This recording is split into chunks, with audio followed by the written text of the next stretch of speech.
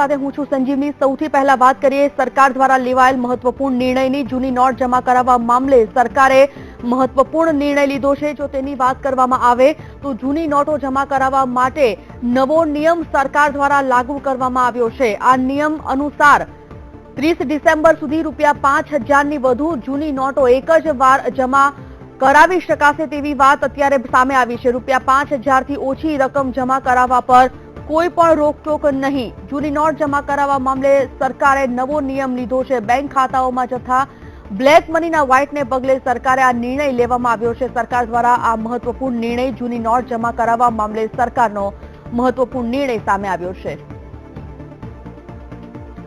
Market expert યમલભાઈ વ્યાસ VTV સાથે વાતચીત કરવામાં જોડાઈ ગયા છે। યમલભાઈ, વીટીવીમાં આપનું સ્વાગત।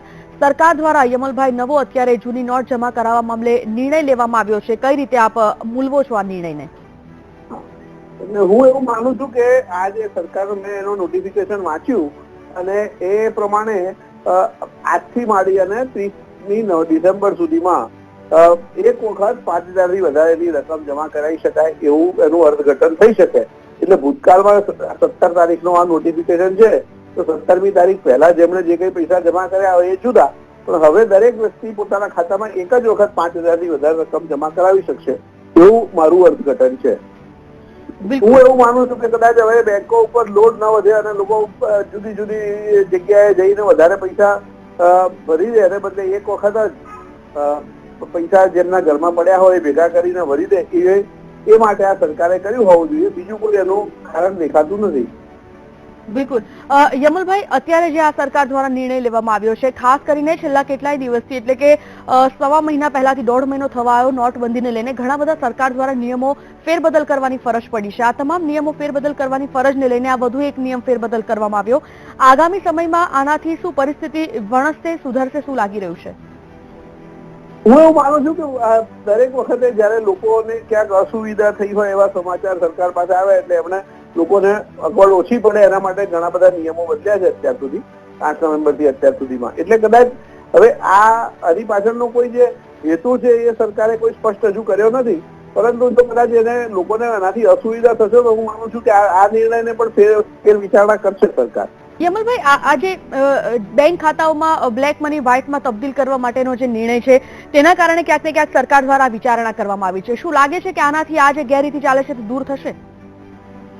પ્રયત્ન તો સરકાર દ્વારા થઈ રહ્યો છે, હવે દૂર થશે એટલે હું માનું છું કે જે લોકો છેલ્લા દિવસોમાં મોટી રકમો જુદા જુદી જગ્યાએ ભરી અને જે પોતાના કાળા નાણાં જમા કરાવી દેવાની જે પેરવીમાં હતા, કદાચ એમના પણ ક્યાંક એમની આ પ્રવૃત્તિ ઉપર બ્રેક વાગી શકે છે। બિલકુલ યમલભાઈ, વીટીવી સાથે વાત કરવા માટે આપનો આભાર।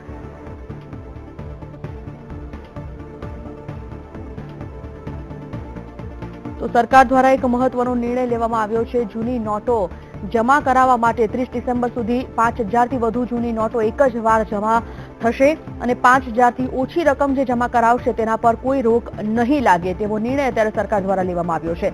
ખાસ કરીને બેંક ખાતાઓમાં બ્લેક ના વ્હાઇટને પગલે સરકારે આ નિર્ણય લીધો હોય તેવા પણ અહેવાલ અત્યારે પ્રકાશિત થઈ રહ્યા છે। જોવું રહ્યું કે આગામી સમયમાં સરકારનો આ નિર્ણય કેવો રંગ લાવે છે। ગેરરીતિ જે દૂર કરવા માટે સરકાર અવનવા નિયમોમાં ફેરબદલ કરે છે, તે નિયમો ફેરબદલ કરવાથી શું ખરેખર જે હેતુ છે તે હેતુ પુરવાર થાય છે કે કેમ? તો 30 ડિસેમ્બર સુધી ₹5000 થી વધુની જૂની નોટો એક જ વાર જમા થશે। 5000 થી ઓછી રકમ જમા કરાવનાર પર કોઈ રોક લગાવવામાં નહીં આવે।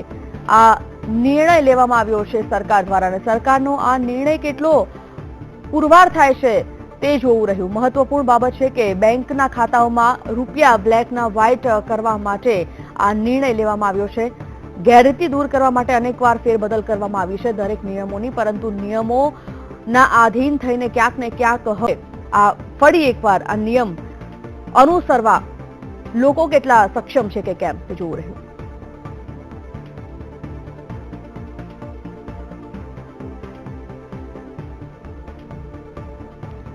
તો જૂની નોટો જમા કરાવવા માટે સરકારનો મોટો નિર્ણય। બેંક ખાતાઓમાં થતા બ્લેકના વ્હાઇટને પગલે સરકારે આ નિર્ણય લીધો છે।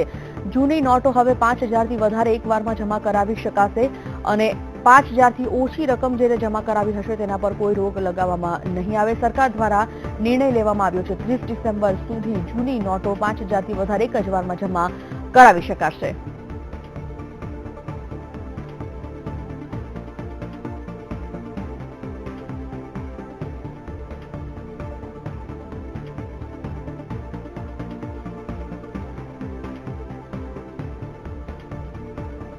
ફોનલાઈન પર જોડાઈ ગયા છે વીટીવી સંવાદદાતા દેવસિંહ બારડ. દેવસિંહ, સરકાર દ્વારા વધુ એક નિર્ણય લેવામાં આવ્યો છે. હવે 30 ડિસેમ્બર સુધી જૂની જે નોટો છે તે 5,000થી વધુ જમા કરાવી શકાશે એક વારમાં.